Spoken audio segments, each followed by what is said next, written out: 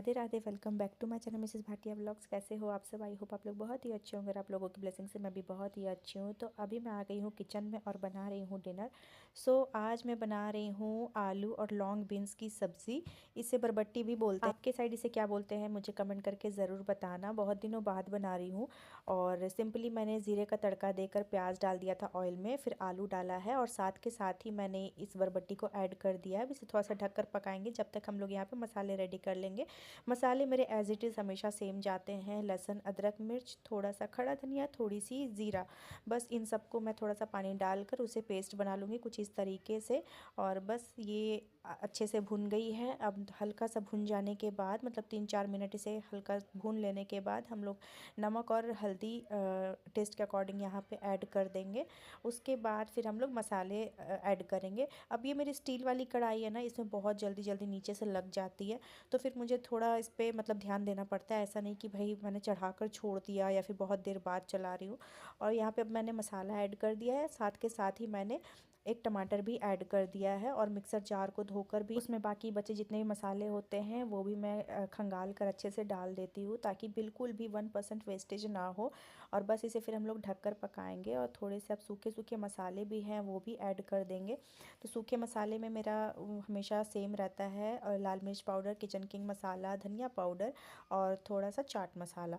तो जब अगर धनिया पाउडर नहीं है तो मैं खड़ा धनिया यूज़ कर लेती हूँ मसाले में पीस कर ही, और पाउडर है तो आप पाउडर भी यूज़ कर सकते हो। और ज़ीरा गोल्की का भी पाउडर आप यूज़ कर सकते हो। अगर आपके पास नहीं है तो आप उसे फिर खड़ा जीरा भी आप यूज़ कर सकते हो। तो देखो कैसे कढ़ाई तुरंत से नीचे से लगने लग गई है। और स्टील की यही दिक्कत है ना कि नीचे से थोड़ी परत मतलब लगी थोड़ी पतली रहती है ना, तो वो फटाक से अगर फ्लेम ज़्यादा हाई हुआ तो फिर वो लग जाएगी। और बस इसे मसाले अच्छे से भून लेने के बाद मैंने यहाँ पे ज़रूरत के अनुसार पानी भी डाल दिया है और इसे वापस से मैंने इंडक्शन पे रख दिया था और ढककर कुछ इस तरीके से मैंने बना लिया है। और यहाँ पर हमारी सब्ज़ी बिल्कुल बनकर तैयार है। Good morning guys. अभी हो गई है नेक्स्ट मॉर्निंग और मॉर्निंग का सारा काम हो गया है मेरा, और नहाकर पूजा पाठ सब कुछ हो गया है। अभी बना रही हूँ अपने लिए नाश्ता, और नाश्ते में आज मैं बना रही हूँ मैगी।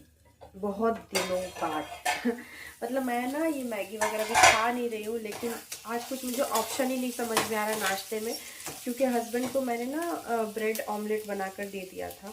और तो अब मैं एग वगैरह तो खाती नहीं हूँ, तो फिर मैंने सोचा अपने लिए अब क्या ही बनाऊँ। तो मैगी का एक पैकेट पड़ा हुआ था, तो मैंने सोचा कि मैगी ही बना लेती हूँ अपने लिए। और कभी कभार चलता है ना, बहुत ज़्यादा तो अब मैं लगता है वंस इन अ मंथ खाती होंगी। ऐसा भी नहीं कि भाई महीने में 3-4 बार बन जा रहा है, ऐसा भी नहीं है। तो फिर बस मैंने सोचा कि अपना ब्लॉग भी स्टार्ट कर लेते हैं। और आज का वेदर देखो, पूरा मतलब बादल बादल टाइप है, धूप बिल्कुल भी नहीं है। मतलब सुबह हुई थी लेकिन फिर वही कभी धूप हो रही है कभी बादल हो जा रहा है, तो ऐसे ही वेदर चल रहा है अभी। और इसके बाद मुझे लंच भी बनाना है, तो मैंने सोचा कि अपना ब्लॉग स्टार्ट कर लेते हैं, तो कंटिन्यू हो जाता है ब्लॉग, वरना फिर दिमाग से उतर जाता है। फिर ब्लॉगिंग भी करनी है, क्योंकि सुबह से देखो फटाफट से सारे काम मैंने किए और मुझे बिल्कुल भी याद नहीं था कि मैं कैमरा ऑन करूं, क्योंकि एक तो सुबह इतनी भागम भाग होती है और इतना मतलब इतना ज़्यादा काम हो जाता है कि समझ ही नहीं आता है कि मेरा जो काम मैं 5-10 मिनट में करूँगी ना, वो कैमरा एडजस्ट करने मुझे 15-20 मिनट लग जाएंगे। और आज भी मुझे बहुत सारे काम हैं। आज मुझे अलमारी वगैरह ठीक करनी है। मैं 2-3 दिन से सोच रही हूँ कि अलमारी ठीक करनी है। लेकिन आज जो मेन विंटर के जो कपड़े हैं ना, वो सब मैं जो बहुत ज़्यादा हैवी हैं, वुलन वाले हैं, तो उन सबको मैं रख दूँगी अंदर। और पतले पतले से जो हैं वो सब मैं यूज़ करूँगी, क्योंकि अभी हल्की ठंड तो है ही, जब तक होली रहेगी तब तक तो ठंड रहेगी। तो जो जो भी नहीं पहनने वाली चीज़ें हैं वो मैं रख दूँगी अंदर। और फिर अलमीरा वगैरह भी जमाऊँगी, और बहुत सारे कपड़े मुझे छांटने भी हैं जो मैं डेली यूज़ में बाहर निकालूंगी, कुर्ती वगैरह। तो अब देखती हूँ, अलमारी के काम पे लगूंगी तो फिर उसमें मेरा टाइम लग ही जाएगा। तो इसीलिए अब ज़्यादा बातें नहीं करते हैं, आप बने रहो मेरे व्लॉग में। और आज सभी वेजीज़ को डालकर मैं बना रही हूँ यहाँ पे मैगी। मैं आपको बैक कैमरे से दिखाती हूँ। यहाँ पर मैंने प्याज, कैप्सिकम, मटर और टमाटर ये सब डाल के अच्छे से मैं भून रही हूँ। थोड़े थोड़े मसाले डाल दूँगी। जब सारी सब्जियाँ रहती हैं ना, तभी मैगी खाने का मज़ा भी आता है। तो फिर सभी मसाले वगैरह डाल के हल्के हल्के से, तो ये बहुत ज़्यादा टेस्टी लगेगा। तो चलो अब ज़्यादा बातें नहीं करते हैं, आप बने रहो मेरे व्लॉग में। सो यहाँ पर अब मैंने एक बाउल ले लिया है, उसमें थोड़ा सा जो घर के मसाले होते हैं वो मैंने ऐड कर दिया है, और ये जो मैगी मसाला है वो मैंने ऐड कर दिया है, और ये 10 रुपीज़ वाला जो पैकेट होता है ना वही है।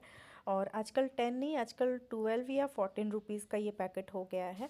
तो उन सभी मसालों को मैं पानी डालकर उसका एक घोल तैयार कर लेती हूँ, और फ्रिज से मैं गई थी कुछ सामान निकालने के लिए, आई थिंक सॉसेस वगैरह निकालने के लिए। तो यहाँ पर मेरे पास सोया सॉस है और टमाटो सॉस है। इन सबको भी मैं एक ही बार जो वेजीज़ है उनके साथ मैं ऐड कर दूंगी, और जो घोल मैंने रेडी करके रखा है वो भी मैं ऐड कर दूंगी। और अच्छे से ये थोड़ा सा जब उबाल आ जाएगा पानी में ना, फिर मैंने यहाँ पे मैगी को ऐड कर दिया है, और कुछ इस तरीके से तोड़कर मैंने हाथों से ही डाल दिया है। अब इसे थोड़ा सा ढककर पकाएंगे। पानी मुझे यहाँ पे थोड़ा सा कम लग रहा था, तो फिर मैंने वो थोड़ी सी पानी ऐड कर दी और ढककर कुछ इस तरीके से पकाया। और देखो, एक हाथ से जब कैमरा पकड़े रहो ना तो यही हालत होती है।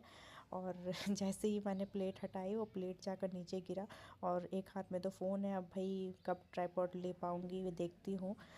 लोग तो वॉच करते हैं लेकिन चैनल को सब्सक्राइब ही नहीं करते। उसके बाद मेरे पास चीज़ बची हुई थी, थोड़ा सा मैंने फिर चीज़ यहाँ पे ऐड कर दिया है, और चीज़ के चलते ना ये इतना ज़्यादा टेस्टी हो गया था ना गाइस कि मैं क्या ही बताऊँ। मतलब बहुत ही ज़्यादा यम्मी लग रहा था खाने में।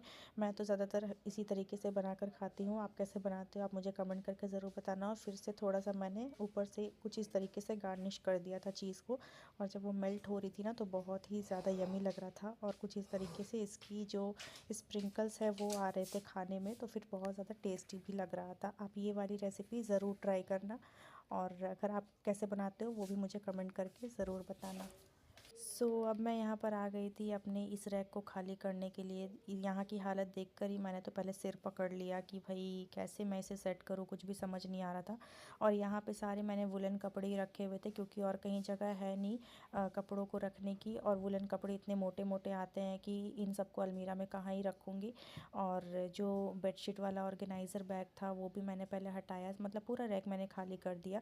अब यहाँ पे सारे मेरे एक तो धुले कपड़े हुए ही हैं, और सभी कपड़ों को जो जो मुझे नीड नहीं है उन सबको मैं सोच रही हूँ कहाँ कैसे क्या करूँ।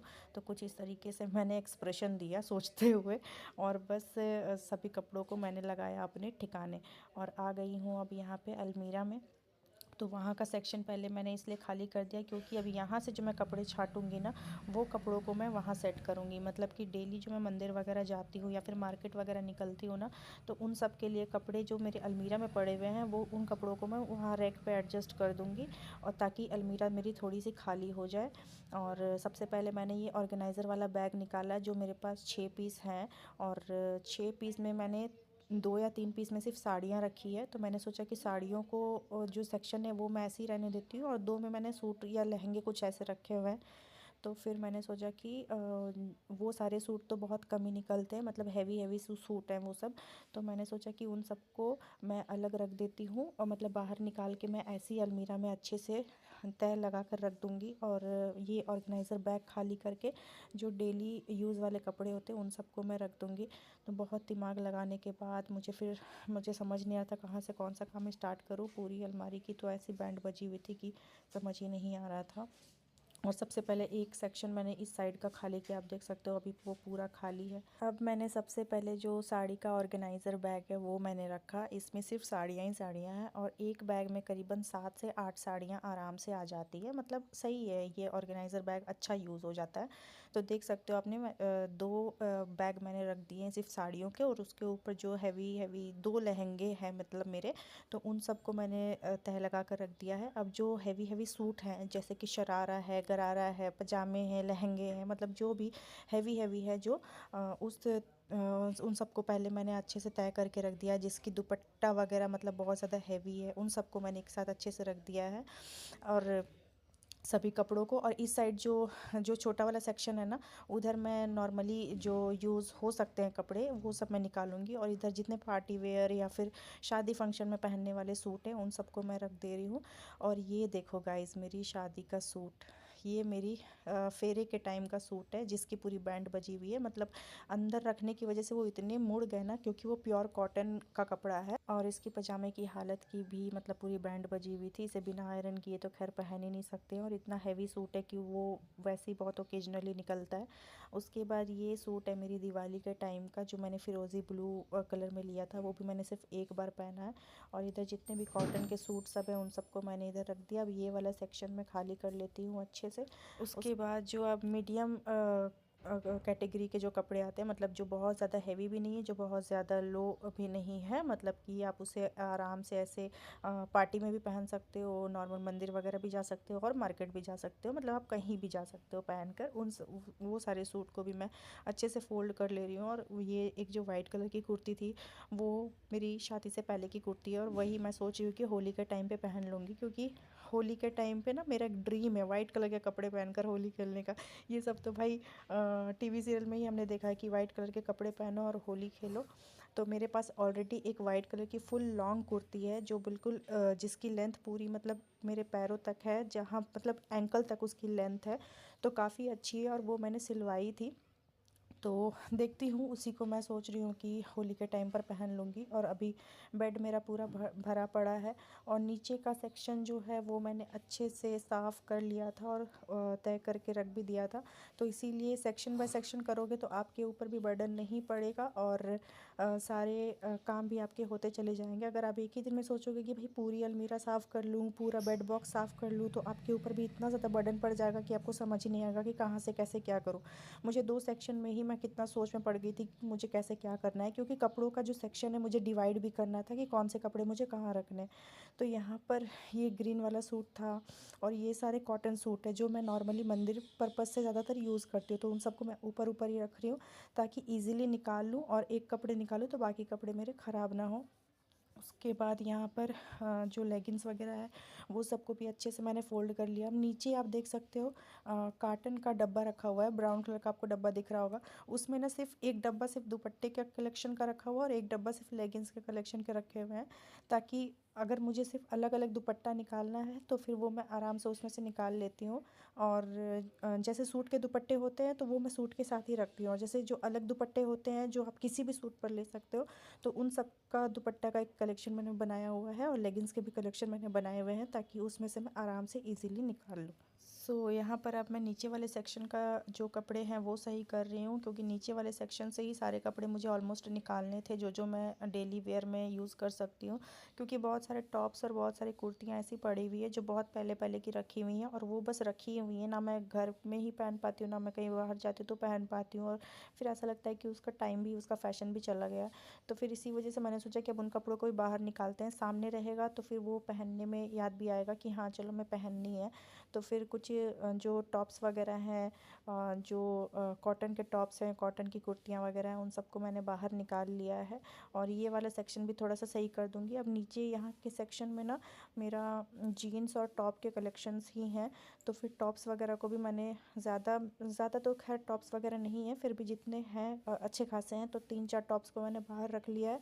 और जो ज़्यादा फैशनेबल टॉप्स हैं उन सबको मैंने अंदर ही रहने दिया है, क्योंकि वो ओकेजनली ही पहनना हो पाता है। और जो नॉर्मल जैसे कॉटन के टॉप्स वगैरह हैं उन सबको मैंने इस ऑर्गेनाइज़र में डाल दिया है। सो गाइस फाइनली अलमीरा मेरा ऑर्गेनाइज हो गया है। ये पूरी अलमीरा में सिर्फ मेरे कपड़े हैं, और सिर्फ ये सेक्शन मेरे हस्बैंड का है। माय गॉड, आप देख सकते हो कपड़े, और इधर इतने, और अभी उस रूम में पूरा मेस फैला हुआ है। तो अब ये वाला जो ऑर्गेनाइज़र है इसे एक एक करके वहाँ लेकर चलते हैं, ताकि मेरी आंखों के सामने रहें। और इधर ऑलरेडी इतने कपड़े, तो यहाँ पर रहेगा ना तो मेरे क्या है नज़र में रहेगा ये, और मुझे समझ में आएगा कि मुझे कब क्या पहनना है। इसी हिसाब से मैंने कुछ इस तरीके से भी ऑर्गेनाइज कर दिया है। सो फाइनली कपड़ों का काम हो गया कंप्लीट, और अब मैं आ गई हूँ डिनर की प्रिपरेशन करने के लिए। तो आज बहुत सारे मटर मतलब मेरे फ्रिज में रखे हुए थे, मैंने सोचा लगे हाथ इकट्ठे इसे छील लेती हूँ। छिले हुए रहते हैं तो फिर मुझे भी काफ़ी इजी पड़ता है इसे करने में। और देखती हूँ शायद मैं आलू मटर की सब्ज़ी बनाने वाली हूँ, वही मैं सोच रही थी। तो चलो इस ब्लॉग को अब करते हैं यहीं पे एंड। आई होप आपको आज का ये ब्लॉग अच्छा लगा होगा। अच्छा लगा है तो चैनल को सब्सक्राइब, वीडियो को लाइक ज़रूर करना। मिलते हैं आपसे नेक्स्ट ब्लॉग में, तब तक के लिए बाय बाय।